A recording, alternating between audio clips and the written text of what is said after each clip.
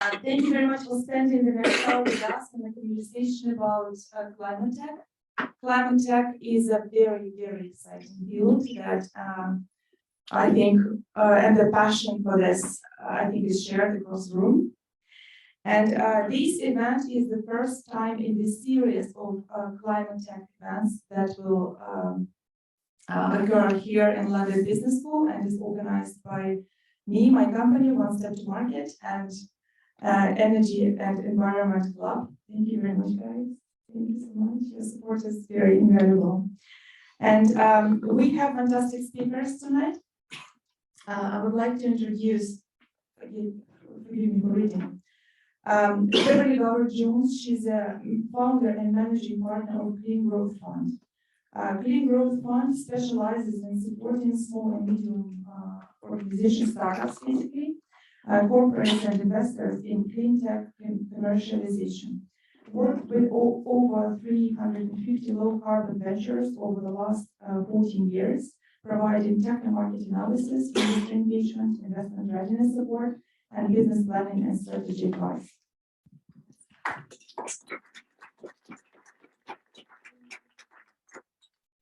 Thank you.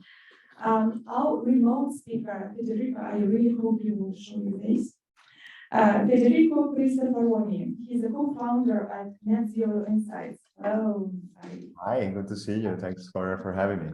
Yes, thank you very much for coming tonight. Born as a business professional with proficiency in data and analytics, Federico co-founded Net Zero Insights to increase transparency in the climate tech sector. The ultimate aim of the venture is to enable corporates, investors, and public institutions to make more efficient decisions related to investment in climate innovation. Thank you very much for that. And Tarik Moussa is a climate tech lead in PwC. An experienced sustainability consultant, Tarik supported leading global clients, including tech firms, local and national governments, international organizations and donors, NGOs, and the private sector on programs to unlock environmental and social good. He worked on complex and multi-stakeholder programs across continents, ranging in size from 30K to 130 million. Wow. And your humble servant, my name is Nastasia Savina. I'm head of One Step to Market. One Step to Market is an agency. We develop a support platform for startups and investors in climate tech. And we do quite a lot of things, from industry insights, marketing, events, scouting, and business development to fundraising. So I hope that I will be able to work with some of them. And I'd like to thank amazing Tara, Winston is at the reception, and Koji from Energy and Environment Club in London Business School for the amazing support that you provide. But we told you about us, and it would be great to know about you just a bit. So may I ask you to raise your hands, all current climate tech startups in the room. How many people have? No? No, there's more. Do you have a startup? How many people have a startup in climate tech? Yeah. Okay. We see. How many people are investing in climate tech? Okay. How many people are interested in the industry and would like to learn more to possibly start a business there in the future? Okay. So, okay, it means that this meeting would be ClimateTech 101, and for many of us here, it would be an eye-opening experience, I guess. Okay, and I think that I would like to start with the first question. Federico, can you please define what is ClimateTech? And and what segments does it cover? Well, it's actually a very difficult question, meaning it's definitely a very important topic which had a lot of attention and buzz around, but different people and different actors still refer to not exactly the same thing when referring to climate tech. I think one of the best definitions out there, and probably the most popular, is the one that PwC used. So Tarik here came up with that, and they describe climate tech as the technologies that are explicitly contributing to climate change mitigation and adaptation in one sentence. I think the definition that we use at Net Zero Insights, we are a very big database of climate tech startups. We only do that, so we definitely do spend a lot of time to think about definitions and what's included and what is not. We start from there, so climate change mitigation and adaptation, and expand it to other environmental objectives aligned to the framework of the EU taxonomy. So we also include circularity, pollution prevention and control, protection of biodiversity and ecosystems, and as well the marine resources assets. So any innovation, any technology addressing one of these environmental objectives will fall under our definition of climate tech. And also there was industry, as far as I remember, e-mobility as well as segments that you cover. Because I mean, I got Net Zero Insights as one of the most comprehensive and large reports on the industry. And I would suggest you, if you want to get accustomed with what happened in ClimateTech last year, to dive into this 265 slides and 238 slides. I just remember that it was a lot, but the data there is not just comprehensive, it's pretty analytical. It gives you an idea of what happens in different segments of the market. So what is the approximate volume or importance of each segment? As far as I remember, you had some slides.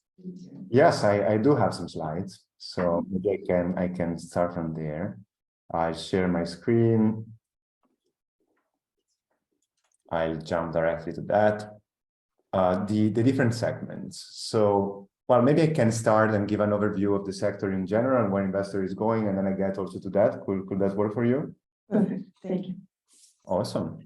Well, very excited to be here. Well, virtually at least. I think I'm very looking forward to the conversation. We are this big database. We published this report a month ago. It's very comprehensive. It's very long. I'll try just to extract some key takeaways that I thought were interesting. But if you want to know more, there is definitely a lot to read on our website. It's for free, so I encourage you to access it. Some numbers, some charts. So I think we should start by the number of investment. 2022, that's the headline, was the all-time high investment in climate tech. $82 billion were invested in Europe and North America, and there was a 20% increase over the 2021 investment levels. That's very, very impressive because 2021 was again breaking all kind of record. You can see that the level of investment more than doubled from 2020. Especially because, well, 2021 was an amazing year for tech venture capital in general. Climate tech also grew a lot because of that. But the fact that the growth of investment and attention kept rising, I think it's a very important sign that this space is here to stay. And it's not just another hot topic like many other sectors. But yeah, these numbers are including equity investment, debt, grant, and other forms of financing. We are excluding exits. In equity investment is 80% of this, but we have seen also a very important growth in terms of debt funding and grant funding. A good part of it public grants, which again I think is very important news because the more capital, the more different and more accessible it is, the more the maturity and the growth of the industry. Nastasia asked me to compare our numbers to other segments and try to get a sense of how much of the capital invested in VC belongs to ClimateTech. It's always hard to compare these numbers from other researchers, so and this is probably not 100% accurate, but focusing on Europe and equity only, I take our numbers and compare them to the ones from the State of European Tech, which is an amazing report from Atomico. And as you can see, in 2023, 23% of the investment in all the VC went into climate. And again, as you can see, the not climate tech investment decreased year over year, so 84 to 61, while climate tech went up. So the share and the absolute volumes of funding went up. Another insight to highlight again, once again, the maturity of the ecosystem. This is a count of mega rounds. A mega round is investment above 100 million USD, so very significant investment. As you can see, the growth is impressive, and once again, 2022 was the highest ever. There you go. To answer on what's included within ClimateTech, the answer in terms of sectors and vertical is everything. Any industry will be affected is probably already affected by climate change and its effects. So they all have to innovate, and therefore ClimateTech is including every industry. The way we look at this in this slide is by some themes or climate change challenge areas. Energy is being the most funded in 2022, 42 billion. It's really a lot. It's a half of the investment essentially in the space. Then followed by transport, including both mobility and logistics, and circular economy. Other applications are, for instance, industry or food and agriculture, the built environment, so buildings, cities, infrastructure, but also ways to report and account for emissions, or ways to capture emissions either from point source or from the atmosphere, as well as nature-based solutions and water. So it's a very complex and diverse space. Can I go on, Nastasia? Please go on. All right, And it would be also great maybe to reiterate the main idea that you illustrated, that it is not just the hot segment, it's probably the only segment which didn't drop last year, or one of the very rare number of segments of the whole startup ecosystem which didn't drop and didn't contract. Yeah. It's still growing and it's maturing, but at the same time, it's rather it's still a young industry and young ecosystem, isn't it? Or am I wrong? Absolutely. I mean, of course, mine is just a perspective, but I hope it's just the beginning. There is definitely a lot to do. We need way more capital than this. We need to allocate it better. I think it's important to acknowledge the growth and the success stories and what's been working. There's definitely much more to do, and hopefully it will be. Many said this is the opportunity of the century of our lifetime, not only the technology and innovation sector, but I think we definitely have a big and important role to play. Thank you. Okay, the next question. You described the past, but what about the future, and what trends started out last year that will bloom this year? What should we expect in 2023? Yeah, well, I maybe I can jump to three things that happened in 2022, and I hope they will keep growing in 2023. One thing, as we said, energy got a lot of capital. There was a 55% increase year over year. 42 billion is really a big number, and 55% increase over these volumes. I think it's promising. If we put in context of the geopolitical situation, the need for energy security, and looking at renewables and innovation in the sector, is definitely a rational think it's great and very important to see the numbers backing this up. Again, there is much to be done in terms of infrastructure, batteries, deployment of renewables, and energy efficiency. Again, it's a super complicated space. We need more, and I think that we will see more in 2023 as well. But 2022 was definitely an important year for energy. Another insight that I think it's a bit under the radar, but again, depends on the definitions and how you label everything. We've seen a lot of capital going into industry, so solutions with an industrial application, which is, again, one of the most important and crucial sectors and the hard to abate emissions. We've seen innovation and capital being deployed in the space, 9.4 billion, so it's a 4 times increase year over year, which is massive. A very big part of this jump is explained by this big debt financing round by a Swedish company, H2 Green Steel, which is manufacturing steel using using green hydrogen. But even if you take that out, the amount almost doubled year over year.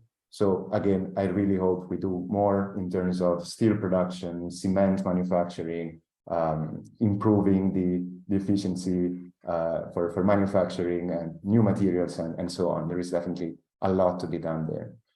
Finally, another thing which for the ones in the sector is probably more easy to predict or to foresee. CCUS and DAC are 2 ways to capture emissions, one from where the emissions come from, so from it's called point source, and the other one, direct air capture, is from the atmosphere, but it's both ways to capture emissions.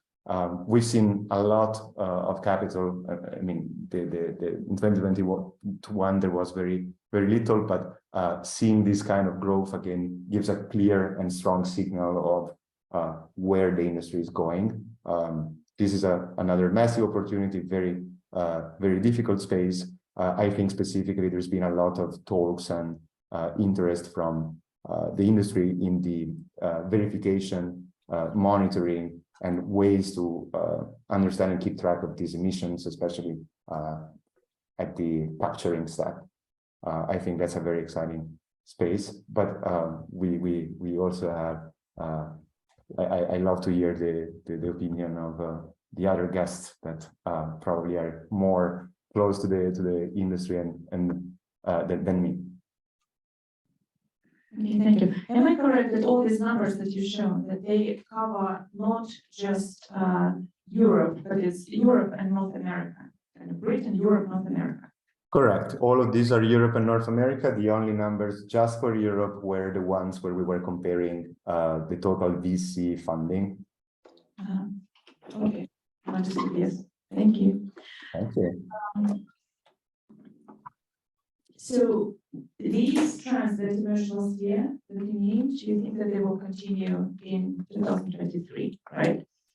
That will be more investment into industry, cement, etc., and other activities that produce most of the CO2. And so there will be more investment to mitigate this negative impact. Yeah, that's one. Another is, you wanted to say something? Yeah. No, I am agreeing with you. I've seen, I mean, also seeing corporate investment. We have big names deploying millions into these solutions. I think it's a very clear sign of big commitments, and of course capturing the emissions is part of it, but also taking out emissions from the air, as the IPCC report pointed out. So we need these kind of solutions, and we are just at the very beginning of the entire industry. Okay, thank you. Tarik, what do you think? I really enjoyed that. Very good, thank you. I agree. I think this year will hopefully continue on the trend we've seen in previous years of huge amounts of funding going towards climate tech. Where I suppose I'm a little bit nervous is from some of the analysis we've done, and depending on where you draw the boundaries of what isn't climate tech, what kind of funding rounds you're looking at, get slightly different numbers coming out of it. But we've seen a slowdown, at least from a growth of climate tech funding, if not the absolute numbers. The reason I'm optimistic, though, is when you speak to investors, when you speak to policymakers, they acknowledge that there's a hell of a big target to reach in terms of decarbonisation, halving emissions by 2030, reaching net zero by 2050. And there's always going to be macroeconomic shocks going on in the background, and we can't stop investment into climate tech every time there's a macroeconomic shock. So I think later this year, I'm hoping we will see a rebound in investor interest and investment as the capital that's being collected, all that dry powder, finds a home. And where do you expect this to be, this dry powder to be deployed mostly? What would be the focus segments? Good question. So I think there are a couple of things that have been driving, one, the collection of that dry powder, but then also where it'll be deployed. Policy has been a big driver. In the US, we've got the Inflation Reduction Act, CHIPS, and a couple of other things going on. In Europe and the UK, lots and lots of little pieces of regulation, all focused around energy efficiency and trying to wean ourselves off of oil and gas. So I think things that focus on the focuses of those policy pieces, so carbon capture, rollout of electric vehicles, rollout energy efficiency solutions, green hydrogen, heat pumps will all attract a lot of funding. Okay, understood. So am I correct that you're saying that actually the focus segments or the hottest segments is defined by the policymakers, that they produce a regulation that will make this market grow later down the road, or how does it work? Am I correct? Yeah, I'd say they're one of maybe 4 or 5 key pillars here, and one of the biggest ones. The others are corporates. Corporates have been committing to net zero at an exponential pace recently. When you speak to a lot of them, they don't have plans for how they're going to reach net zero. They're going to rely on innovation, however long again. And so they are starting to drive some of this demand.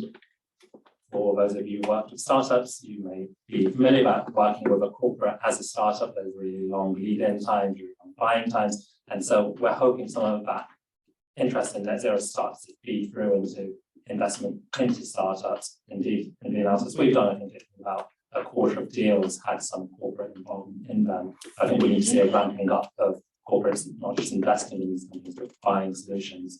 But there's other drivers as well. There's a kind of self-sustaining loop going on here where, as we're rolling out renewable energy, for example, it becomes way more viable to have a startup that's focused on making renewable energy more efficient or integrating it into the grid. So we're going to see some of that play in as well. What do you think is the biggest challenge for the climate tech as a segment? By the way, I'm asking for you and Tarik, I'm asking you for the north and for the wider semi-global and for the half of the world, right? But later on, I will probably ask this question to Beverley about UK. Yeah, I think what we've seen is 2 really big challenges for climate tech startups. The first is focused on early stage fundraising. If you look at the top line numbers, they're doing really well. They're growing really fast in terms of how much money is flowing into climate tech. What we have started to see, though, is that the growth in early stage investment has either flatlined or shrunk, depending on if you're looking at the dollar amount or the number of deals. And when you speak to early stage investors, seed investors, Series A investors, they're telling us that their LPs are telling them there's lots of money in climate tech, we don't need to put more money into early stage funds. But their concern is all of this dry powder that's been accumulated at Series B and beyond funds, it's not going to be able to find a home in 2 to 3 years' time if there's not that early stage pipeline of startups coming through. And so it's how do startups bridge that early stage value of death, we've had it called. The second concern, maybe less so for the startups, but more for the ecosystem as a whole, is this mismatch between investment and impact. So the reason we consider climate tech as an area at all is because we believe there's this common thesis, this common driving factor of there is money to be made in taking carbon out of the economy, helping with meeting Paris Agreement goals. Actually, if you look at where the impact is coming from solutions and compare that to where investment is going, you find a mismatch. That's whether you're looking at the sector level, where from our analysis, energy, electric vehicles and mobility as well are attracting huge amounts of funding out of proportion with how much emissions they generate, Also, if you look at the solution levels, if you look forward to what solutions are on the horizon, where are they in terms of technology readiness levels, what's their future impact going to be out to 2030, 40, 50, there's still this really big mismatch. And what we want to avoid is what we saw with the clean tech boom in the early 2010s, where people got really excited about the area, but then there wasn't the follow through, there wasn't the success story, and then people got scared away. And so that's what we're avoiding startups about. Yes, it looks like it could be a vicious cycle that, LPs get carried away and don't want to invest anymore because they see that their money doesn't work towards mitigating the impact. Is it the only reason why early stage investment ecosystem is slowing down, that the LPs are not believe that there is enough money in the market? Really? Or okay, I mean, I'm asking because I read so many times, just recently, that very respectable people, and opinion leaders in this market, they say that there is not enough capital in the market, not enough capital, and there's not enough capital in the early stage. And LPs still believe that there's, It's a mixed bag, and I'd be really interested to hear from the investors in the room later on what they're seeing. I agree with you. I don't think there's enough capital in the market overall. If you look at what the analysts are saying, for example, the IEA, the International Energy Agency, they're saying that half of emissions reduction in 2050 is going to come from solutions that are not yet at scale or are not yet piloted. So there's still a huge amount of innovation that needs to be done, and I don't think the scale of capital is there yet. As to why it's not being deployed, I think it's various factors. Some of them are wider than just climate tech. It's macroeconomic pullback. It's people concerned about what's going to happen with Europe, with Ukraine, and should I be deploying my capital now, or should I wait a few months and see how the situation plays out? So I'm hoping some of that will rebound with time. I also think there's an element of investors really needing to battle test their investment theses and understand what they're investing in and what kinds of risks they're willing to take. There's a lot of investors who trumpet the horn of being all in on climate tech, but aren't thinking about impact, aren't thinking about where carbon is actually going to come out of the economy, and so therefore aren't looking at solutions in the hardware space, for example, where there's a lot of startup activity, but maybe not the corresponding amount of investment. Does these trends repeat on the British level? What do you think? Are they similar? What do you sense here happening? I'm a managing partner of the Clean Growth Fund, which is a £101 million venture capital fund, which invests in seed and Series A climate tech startups here in the UK. And I founded Carbon Limiting Technologies, which is my consulting company, in 2006. So I've worked in this space for nearly 20 years, mostly in the UK, but I do have international experience in Brazil and India and so on. I think the challenges we face is that when you aggregate data and add it up, you miss the key trends that are kind of underlying. And so I spent a lot of time looking at specifically early stage finance in the UK for climate tech deals. And I compared that with biotechnology investment and AI investment over the last period from 2012 onwards. And what you see is that AI and clean tech started investment, so from about 2012, there was about £150 million in the UK, went into deals between £100,000 and £20 million. And that 150 stayed constant for clean tech all the way through to 2021. What you saw in AI is that investment amount went up, such that in 2021 there was 13 times the amount of investment in AI than in clean tech, which is a massive difference when you consider, that this is the existential crisis that's facing us as humanity. And so what happened in 2021 here in the UK was there's a thing called the COP, right, which is where, because we had the COP in Glasgow in November, investment in clean tech, climate tech solutions increased dramatically. And in 2022, the actual number of deals in climate tech in the UK surpassed the number of deals, so 231 in AI for the first time ever.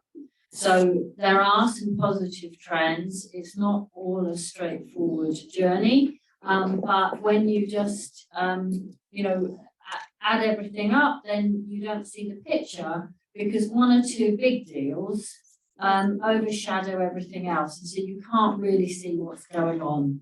And the reason I founded the Clean Growth Fund is because having worked with 300 and 400 SMEs, helping them commercialize their technology over the last 15 years, the thing I could see is that they really, really struggle to get that first of a kind demonstrator funding, that £3 to £5 million that they need to build that hardware solution where angels and crowdfunding won't get there because they can't raise that amount of money off the crowd. And the generalist venture capital firms are all looking for revenue generating businesses, and they all understand how to make money out of software and software as a service business models.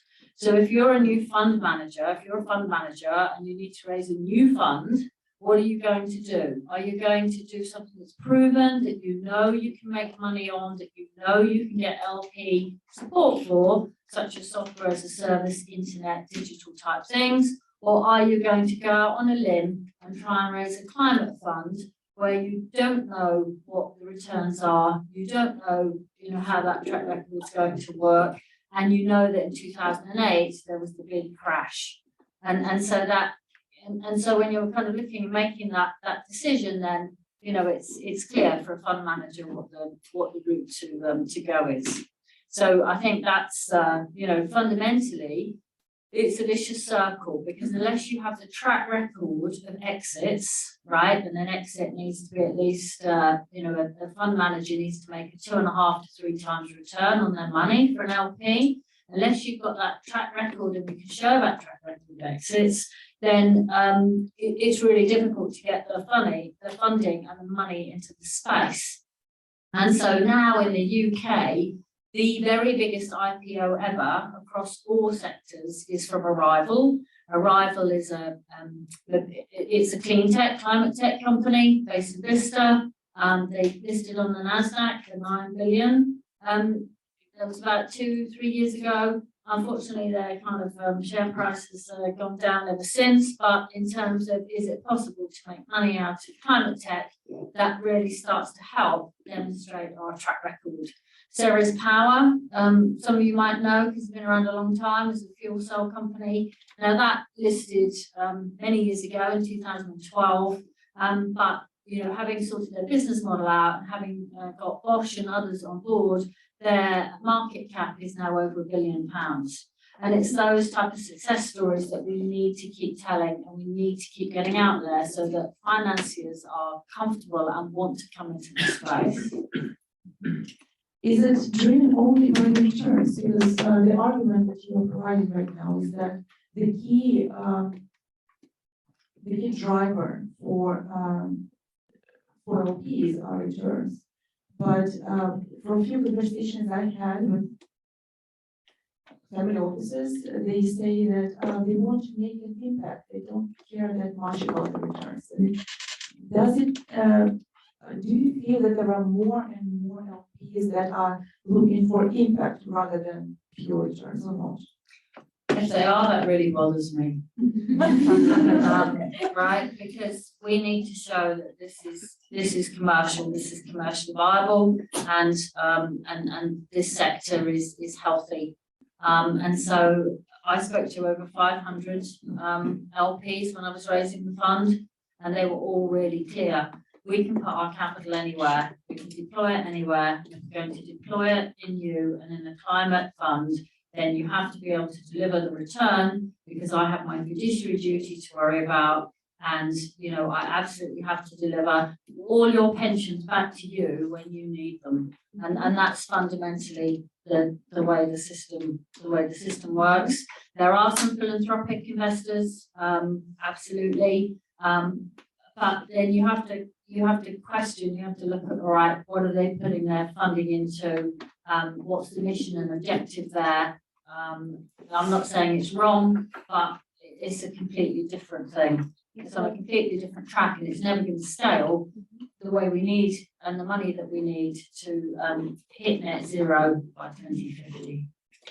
Tarik just said that one of the drivers for the growth of this market, and I assume that one of the drivers for successful commercialization of the technologies is the policies and kind of basically the regulation provided by policymakers. Do we have enough policies? Do we have enough regulation or any other stimulating mechanisms like grants, for example, that or I don't know, tax breaks, whatever, to stimulate not just few sectors which are pretty well covered, like e-mobility, for example, but a few other sectors as well? So the Inflation Reduction Act from the US and the Fit for 55 from the EU has really, put the US on the map to deliver on the Paris agreements. And if in the UK, for example, if we want to match that, then we need to invest £36 billion into all the different sectors. So I launched with 5 other climate funds last week, something called CleanTech for the UK, which is an initiative run by Breakthrough Energy Ventures, which is Bill Gates' fund, and the CleanTech Group, which have run a range of different services. And so there was ourselves and Kaika Ventures, Just Climate, Decarbonisation Partners, Legal and General, to pull together, the need to come up with a competitive solution to the IRA Act that's been launched in the States, and to look at, all right, what can the UK do to remain competitive? And so there's a number of different thoughts. I'm sure everyone in this room is thinking about things that, could be useful incentives. So the IRA has a vast number of tax credits for various different low carbon initiatives. The EU is working on the carbon border adjustment mechanism and the carbon trading scheme. So the carbon price is now the highest it's ever been, $100 a tonne. And so all those things need to come into play across all the sectors to deliver what we need. And that's policy on the finance side. That's also looking at really detailed policy in things like the building sector, for example, to enable the kind of electrification of domestic heating and hot water. Gives us hope that things that judging by what we said, things were pretty good in last year for the UK, but it gives hope that they will improve this year and beyond, even in competition with the US. For sure, no, absolutely. I think there is a skip on view, and the things we see on a kind of a daily basis on social media, absolutely. There is. I wanted to ask you, all of you, actually, if you can provide any one main or 1 or 2 or 3 maybe main thoughts that different people have to take from this panel, depending on who these people are. For example, what the founder should think of or take away, some practical thoughts or advice take away from this panel. What should he plan for this year and beyond? What should the fund manager plan for and focus on?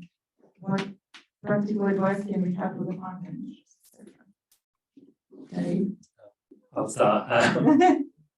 Really challenging question. Starting with the startups, maybe I'm hoping again this will be a big year for ClimateTech.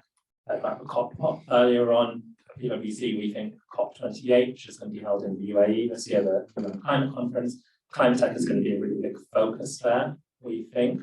And so for ClimateTech founders, it's about how you start to build momentum with your key stakeholders and how you start to build relationships with corporates that are going to get you through that valley of death. How do you start to get yourself to profitability or proving your business model so that when investors do start to accelerate the deployment of their capital around COP time, you're ready and proven that you're the right place to put money into. So just work hard. I mean, your advice is just work hard. Yeah, right? work very hard. And don't get discouraged. Is that what you mean? Exactly. I think all the big investors agree, all the big names and kind of investing agree that ClimateTech is the future, the next 100, 1,000 unicorns, I think Bill Gates, Larry Fink have said, are going to come from ClimateTech. This isn't an area that's going away. It's not, on a hype cycle. We need to get to net zero by mid-century. And so any short-term setbacks are just that, they're going to be short-term, I think. Understood. Federico, do you have any advice to add to a potential founder in the room? Well, Tarik covered the startups part. I think the investor part, we will leave it to the actual investor. I'll try to get these business providers and the other part. So we have been seeing a lot of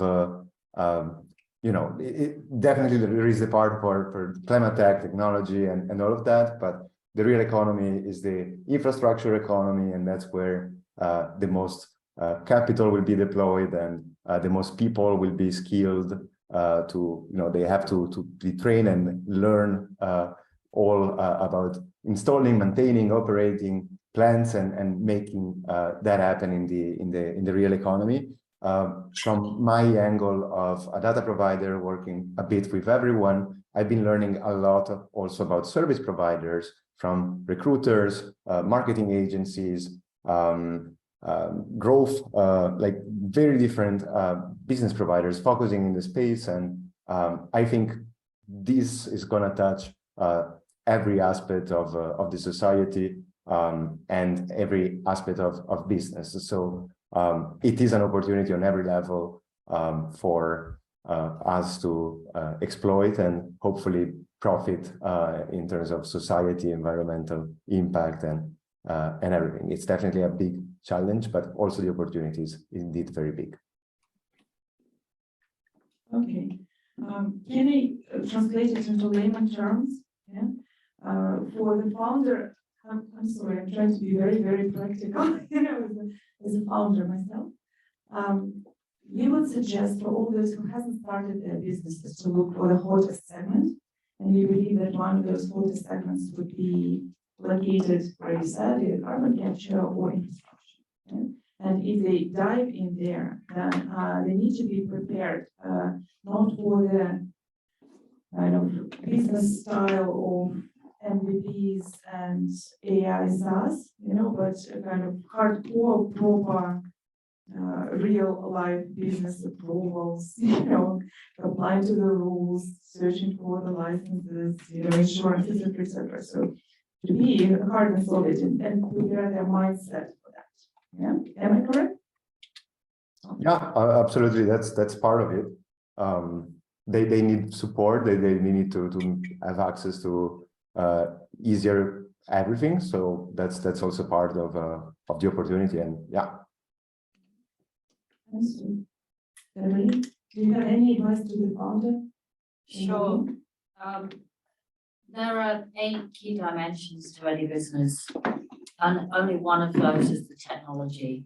The rest are around the marketing, the route to market, the market segmentation, the business plan, the strategy, the product, the supply chain, the finance, the team, and so on. And so as you set out your business plans, look kind of 18 months, 2 years ahead to get that first 18 months funded, and make sure that you reach your value inflection point with the money that you raise in those first 18 months.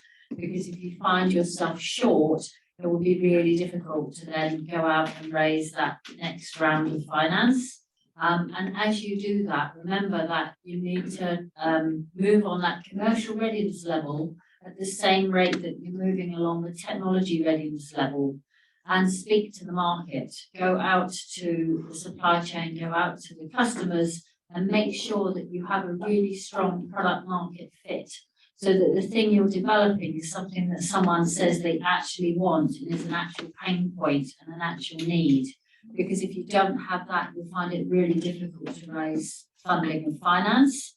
And the other thing I'd say is that it's never too early to get an advisory board or a board together, an independent board, and get really strong governance into your companies right from the beginning.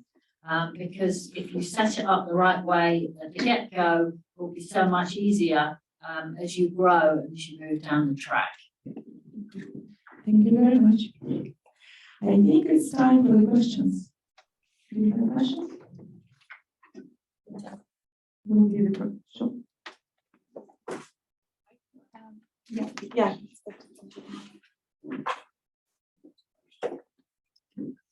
Sorry, I have a couple, but maybe you can start with one and then you can have time to hear them. So you talked about the startup initiative where, the fund initiative where a few climate funds were coming to talk about how you can make the UK more competitive. I was wondering if you had any thoughts or discussions around financial products. So one I was looking at in the US is like the PACE loan, and maybe we could have something similar in the UK. So just wondered what your thoughts were around that. First question. I have a number of thoughts and my own thoughts rather than anything that's been adopted, but I think zero VAT on products and services for low carbon climate tech related goods and services would be a really good step in the right direction. I think tax credits for investors who are investing in either climate tech companies or projects would be an excellent incentive, and I know that's one of the really big parts of the IRA. Would be very valuable. And trade does matter. So what we do on the carbon border adjustment mechanism is going to be really important, because entrepreneurs are going to say, why should we set up here? When we could be in the US or the EU if we're not, if we don't have those same incentives. So there's a number of, kind of financial products, if you like, that could come into play there. You have the same second question. Okay. Thank you. And so I guess this one is more for Tarik, but actually probably both of you.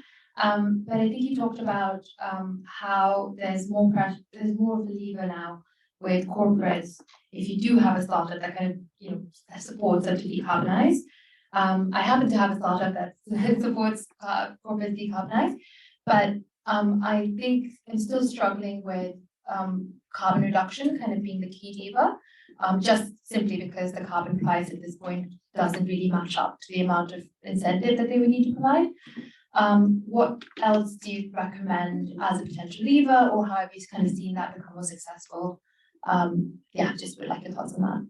Yeah, it's a really important point, and what I've seen at PwC from a consultant's perspective is our main client base 3-4 years ago was chief sustainability officers or heads of sustainability. Actually, now when you're thinking about big carbon out programs, the main stakeholder is the CFO, and we're having to frame things in the language that the CFO cares about. And so it's about what's the payback period for this decarbonisation, what's the IRR, and so on. I don't think you can shy away from that, as Beverley alluded to earlier. If you want the big money flowing into climate tech, it can't purely be an impact play. It does need to link to corporate net zero goals. There is a need to pay for some of these solutions, even if they do cost money in the long term. But the more you can frame it as this will save you money, because in 10 years' time you're going to have to be paying for carbon credits, carbon removals, I think the more effective the business case will be. I guess I'd add to that what you're talking about is your value proposition. And your value proposition to be taken up by a customer needs to be 10 times better than the incumbent thing that they're currently using. And that 10 times better can be made up of cheaper, faster, safer, more responsibly. And you can make it up of 5 times cheaper and twice as fast, or however you want to do it. But you absolutely have to have that value proposition nailed, and it has to be quantitative, not qualitative. Thank you. Here's a question here. Thank you to the panel. It's a really interesting session. I have a follow-on question, partly to the stats that were shown at the beginning, and also I'll come to you. So I'm interested in when you started nicely in terms of defining climate tech. What do you see in terms of the balance of hardware tech or tangible technology versus the software? That's where my question started, and then so the question was to you, Federico, but also Beverley. You then made a very clear delineation between climate tech and AI, and I happen to be working with somebody who sits at that intersection. I'm trying to get a sense of how big it is. Yeah, thank you for the question. That's definitely a very important part. Again, we are looking at aggregated data, and drawing the line between software and hardware is not always that straightforward. We did include also these numbers in our analysis and try to break it down by sector, country, and so on. What we found out is that there is actually a big overlap in between software and hardware. So it is true that software is still getting more money, but hardware is getting more than I was expecting and what I usually hear in the conversation or in the newspapers. And a fraction is also overlapping. Again, it's not only venture capital. I understand why venture capitals are more incentivized to invest in AI and software, but there is also other opportunities and for growth and other sources of capital. My perspective in the industry reading, I talking to VCs and other people, I also have seen companies and funds getting more serious in terms of measuring the impact using science-based and LCA assessments to validate that. There are some of them that set a minimum of emission reduction potential for making investment.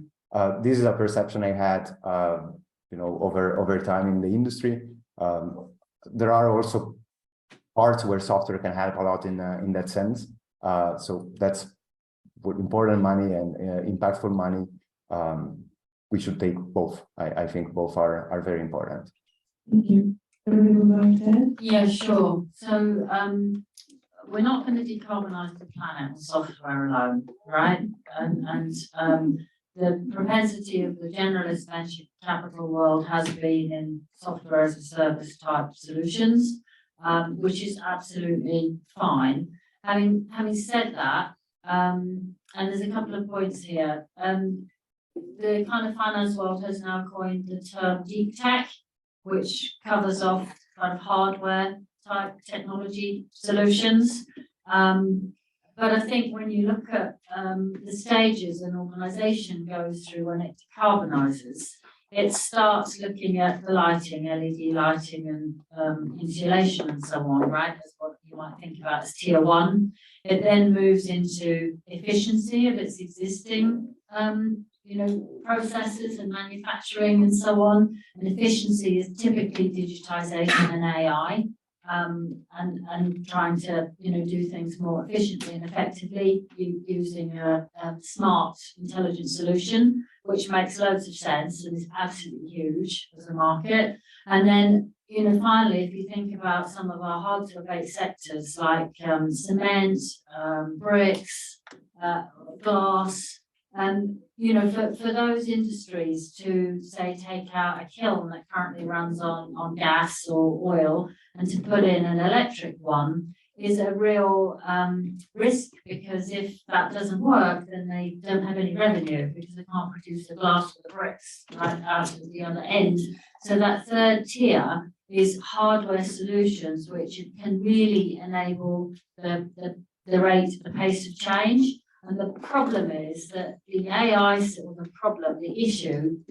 fact is that the AI solutions are an enabling technology. They don't help you shift the needle. They don't help you really move the dial. They don't help the whole industry to decarbonize in the way we need it to, because you can't fuel switch using those routes. And you need new technologies and new methods, which I think it was Federico said, Boston Consulting Group has said 40% of those don't exist yet. And so, that's kind of really the imperative and the driver. But the intersection is enormous, but it's not enough. Thank you. More questions? Yeah, just to build on that a little bit, so thank you for that. This evening you mentioned energy being the biggest area in terms of investment, and then we also discussed the industrial sector and infrastructure. These are obviously huge areas. I think we started to ask the question about software, but I'm really keen to understand more about where you see the biggest opportunities by way of connected devices, particularly from the data perspective. I appreciate you saying it's not just about AI and making it more efficient, but more specifics around connected devices and data in connected devices and where the biggest opportunities are. Thanks very much. Who is going to ask? I think one of the big opportunities is in the vehicle to grid space, looking at demand and supply for power. We can use the battery in the vehicle to use it as a storage mechanism and then bring it back to our homes or to the grid when we need it. And of course, that connected devices and intelligent controls that would allow us to do that is huge. The other kind of key area I see is in distributed generation. So, where we have a battery and solar and the control system for industry, so that each company is kind of more autonomous in its energy generation, and how we then connect that up around cities, so that we can use it most efficiently and effectively. I think those are kind of two really huge areas. I think we have time for one or two more questions. So, lady, I'm biased. Hi, thank you. I was wondering if you can elaborate a little bit more on what's the role of the corporate venture capital into advancing the innovation in climate tech, and how do they balance? We've seen the big old players keeping their toes now into this arena. How can they balance the returns of financial expectations versus what they're actually getting from the oil and gas sector?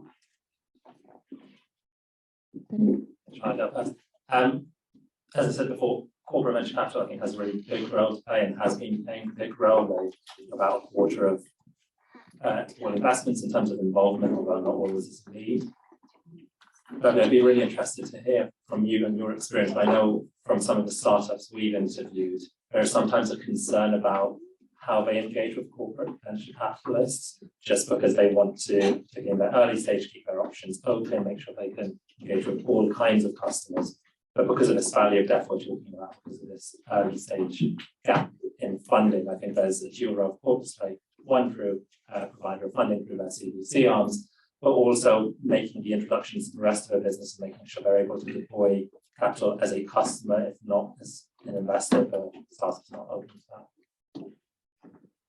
that. So I think my observations on that would be that they're really, really valuable in the exit process. So for a corporate venture capital firm to acquire, a firm that's grown and then really they have unparalleled capability to scale up and roll out low carbon technologies. And so strategic partnerships or ultimate acquisition, it is absolutely critical to reach the scale we need in the time frame that we need it. There are some kind of considerations, right, to take into account in making sure that you engage with the right corporate at the start of the process.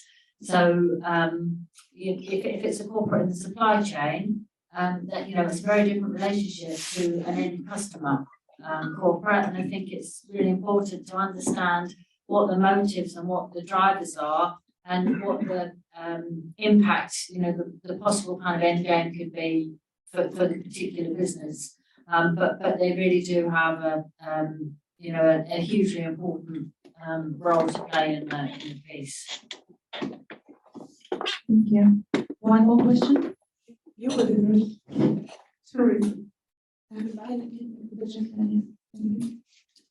If you look at your portfolio now, where you're invested, if you think about portfolio composition, how do you think that's going to change and in what direction in the next 3 years?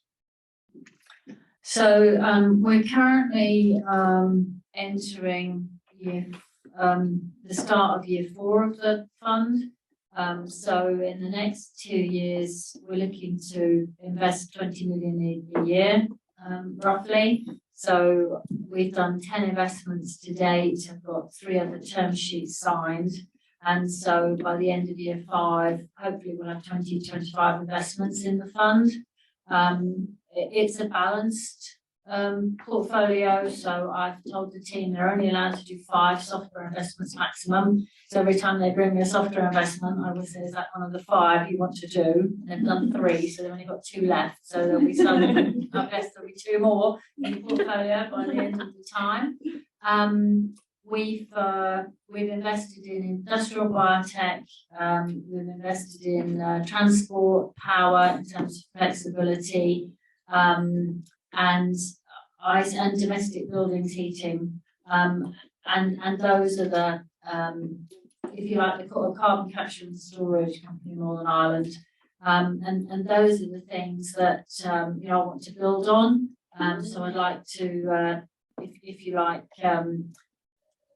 have more investments in those kind of key sectors. We do landscape maps, so we take a sector and we map it out to understand it. So industrial process heat is one that we've been working on, to understand that, you know, the use of the kind of high-low heat and the high heat for different processes, and to look and see, all right, what innovations in that space that you know, that we can invest in, because, you know, each of the sectors, power, buildings, industry, transport and waste, takes roughly 20% of greenhouse gas carbon emissions. And so for me, those are the kind of like core, they're huge areas, but they're the kind of core ones to focus on. If you had a top weighting allocation that you could shift on in 3 or 5 years, how would you shift it? In terms of sector? Yeah, in weighting, yeah. So I think, so if you look at kind of where the sectors are at in the decarbonisation journey, power has obviously done the most because we've shifted from coal, but to renewables, and I see that's going to grow. I think in terms of importance, long-term energy storage is really critical, and looking for innovation in that area is really important. And then the next one, kind of going down that curve, is transport, so electric vehicles, and you know, the kind of charging infrastructure and so on that goes with that. And then the 2 kind of hard to abate are buildings and industry, and so looking for things in that now which can be commercialised in you know, 7-8 years time is also really exciting. Thank you. Thank you very much. I don't think that we have any more time, so unfortunately I will have to wrap up, but we will have a networking session right now where you can ask your questions.